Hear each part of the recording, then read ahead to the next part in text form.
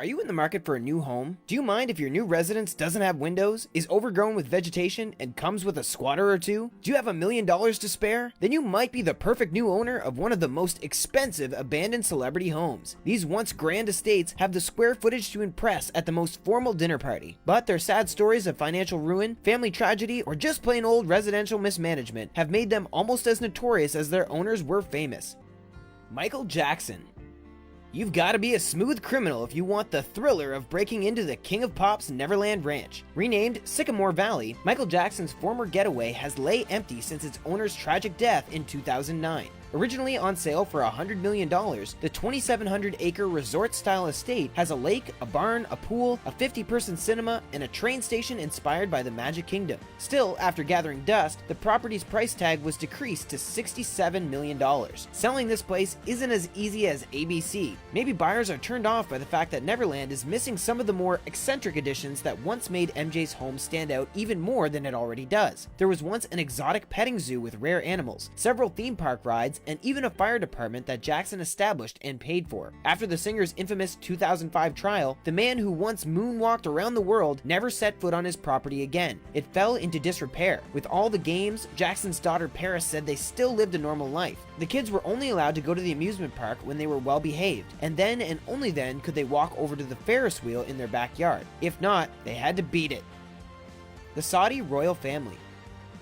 In London, there's a small neighborhood that doesn't even bother to hide its opulence. Named Billionaires Row, a stretch of 10 mansions stick out like eyesores. As the UK's second most expensive residential area, you'd be surprised to find these 10 empty palaces. They may be smaller than the castles belonging to Queen Elizabeth, but that's because they were merely intended to serve as hideaways for another nation's royalty. In the late 1980s and early 1990s, it's believed members of the Saudi royal family purchased these homes as their own kind of doomsday bunkers in the event their own home became engulfed in the kind of turmoil Saddam Hussein's Iraq was experiencing at the time. However, for the past 25 plus years, these mansions, worth an estimated £75 million, have gathered moss. With vines growing up steps and holes in the walls, floors, and ceiling, the only residents are the wild animals hiding in grand fireplaces and living in musty old furniture. Priceless chandeliers hang over the bare floors of unused ballrooms and reflect sunlight back onto tattered curtains. To get owners to either occupy or sell their homes, London's mayor, Boris Johnson, is pushing for a heavy increase on taxes, especially since the city faces a housing crisis for its less fortunate citizens. In the meantime, the Saudi Arabian billionaires could provide an entire season of episodes on a flip it or fix it type TV show.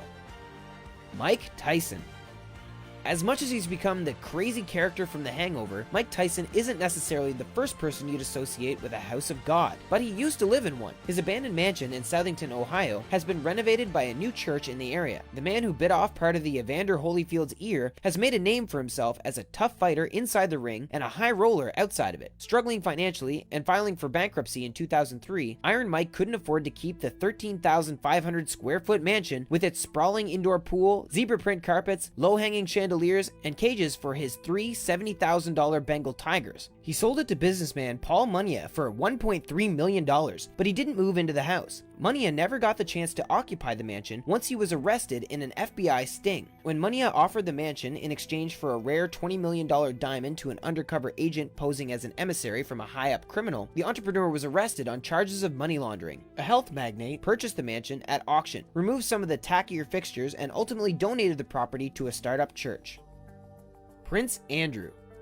Right next to Great Britain's exclusive Wentworth Golf Club and Ascot Racetrack lies a place fit for a prince. The only problem is, the prince doesn't live in it. Built for the newly married Prince Andrew and Duchess Sarah Ferguson on the occasion of their 1986 wedding, the newlyweds made the mansion their home. Dubbed the stately name of Sunninghill, the mansion lorded over the rest of its exclusive Berkshire neighborhood, situated over the mansions high on its central hill. Prince Charles's brother, Andrew, and Andrew's wife, the original Fergie, were divorced in 1996, but she and her daughters remained in the home for several more years. Vacating the land in the early 2000s, the home started to look more like a dilapidated setting of a slasher film than the royal residence it used to be. Poorly cordoned off, the home fell into disrepair, with weeds growing throughout, broken windows letting the outside elements pour inside, and greenery sprouting all around the indoor swimming pool. The property in Sunninghill was reportedly purchased by Keynes Rakashev, a businessman from Kazakhstan, to which Prince Andrew has had questionable ties. He's denied ownership, but whoever owns the land finally demolished the long-abandoned 12-bedroom, 12-bathroom mansion in early 2017.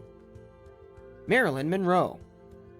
She starred in The 7-Year Itch, but it's hard to give buyers the itch to purchase her $6.9 million home in LA's Brentwood neighborhood. The last years of Marilyn Monroe's life were spent in this southwestern-styled bungalow, with white walls and a gate surrounding the modest property of the 2,624-foot home. This house is the last place in which Monroe lived. Occupied by Monroe and trusted maid Eunice, the stucco hacienda was the first residence the movie starlet owned outright. Sadly, she passed away there in 1962, only several months after moving in. Although several other owners have called this place home since Monroe's untimely death, the mini oasis has undergone few changes since Monroe's short stint at 5 Helena Drive over half a century ago. In a 1962 photo shoot for Time magazine, Monroe said, "Anybody who likes my house, I'm sure I'll get along with." Since subsequent owners liked the aesthetics enough to keep it as is, she probably would have made acquaintances with any of them. With its arched doorways, wood ceilings, terracotta floors, and blue tiles fireplace, Monroe would still feel at home in her private getaway. If you consider yourself a fan of one of the 20th century's most iconic faces, and happen to have $7 million lying around, you may want to consider buying this relic of old Hollywood. Huguette Clark. Huguette Clark may not be a household name, but this heiress is as close to royalty as an American can get. Her father's mining company allowed the family to rub elbows with Rockefellers and Carnegies. Though they weren't in the railroad business, all railroads led to the Clarks' greatest accomplishment, Las Vegas. Yes, founding one of the most popular tourist destinations in the world when it was just a small mining town is quite an accomplishment. While that led to Huguette purchasing 3 massive plots of land, she spent the last 20 years of her 104-year-old life in a hospital bed and wasn't able to enjoy the fruits of her family's success. One of these mansions is the immaculately kept Bellas Guardo in Santa Barbara, California. A 1930s-era chateau hanging over the Pacific, decorated pools in the courtyard reflect the murals on the surrounding walls. With all the same paintings and covered furniture as it was when she lived there, the house is as full as her life. She was on the Titanic's fateful trip and was living in New York during September 11th, but the real treasure lies in the carriage house, where there remains a 1933 Cadillac V16 limo and Chrysler Royal 8 convertible, both in mint condition. Vincente Minnelli. Former husband to Judy Garland and father to Liza Minnelli, Vincente's luxurious Beverly Hills residence is now overrun with graffiti and drifters. When Vincente passed away in 1986, he bequeathed the home to his widow, Lee, but his estate was left to Liza to manage. Liza Minnelli sold the house in 2002 and set aside a condo for her stepmother, but Lee refused to leave. When Liza stopped paying electricity and the staff, they continued to work for free, dedicated to their aging boss. From there, Lee sued Liza, and the 2 surviving Minnellis were forced to come to a new agreement. Liza could sell the home to new owners, but Lee was able to live there until her death. After a complex turn of events, the widow Minnelli passed on, and the new owners failed to move into the French Regency-styled mansion, so it became home to squatters. Mirrored walls now only reflect empty living rooms, bay windows open to unattended yards, and a library that once housed modernist statues and a collection of artistic works is empty, save for the leftover belongings thrown on the water-damaged carpets. A feature in Architectural Digest from the mid-20th century shows just how chic the old pad used to be compared to the empty shell it's become. The Los Feliz Murder House. Fame is a fickle thing. Some people are rewarded with fame for their talent, others for luck, and a few for infamous deeds done along the way. The same can be said of houses. While this Los Feliz mansion boasts a grand 1925 Spanish style, it was the site of a brutal crime in 1959 that even the most skilled real estate agent couldn't gloss over. When physician Harold Perelson lost his mind over possible financial troubles, he took it out on those closest to him. While new owners have moved in, they reported that the trauma of the original crime hadn't left the house with its original inhabitants. Julian and Emily Enriquez purchased the house in the 1960s, but it was left unattended after that time, and it seems it was vacated in a hurry with furniture and certain belongings left behind. According to an LA Times piece on the house from 2009, one peek through the window could reveal a fading living room with a classic 1950s era TV set and even still wrapped Christmas presents set aside on a table. With a great hall-styled entryway, ballroom, and study, this murder house just needs a conservatory, and it's the house from Clue. The Sowden House.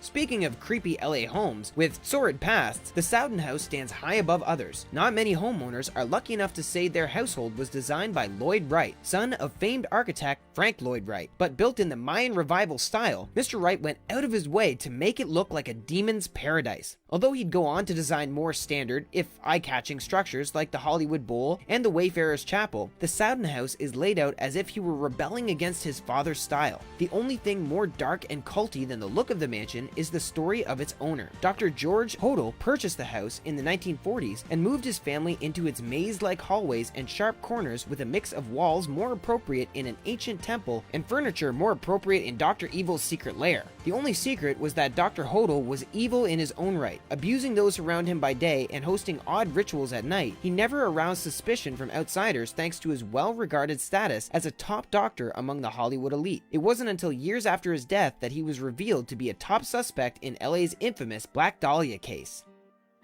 Steve Jobs. In Steve Jobs' eyes, the Jackling House was meant to be torn down. The Apple founder purchased the property in 1984 with the intent of raising it and starting fresh. But the rich history of the Jackling House would haunt him. He eventually defeated conservation groups and tore it down right before his untimely death. But he wasn't able to oversee the replacement for the 17,250 square foot Spanish colonial revival style mansion. The 14-room mansion was built in the 1920s by a local mining magnate, and Jobs himself spent most of the 1980s living in the house while his professional career faltered. Perhaps associating his failures with the location, he left the Jackling House uninhabited, with its doors and windows open, allowing natural elements and human intruders to take their toll. Outside of the authentic 1920s lighting sconces, wood-carved furniture, mix of Art Deco and modern decor, and with a fair smattering of Apple logos scattered through the house, the biggest piece of history was Jackling's full-size pipe organ. Preservationists managed to sneak in and squeeze it out of the house before demolition in 2011. The rest is history.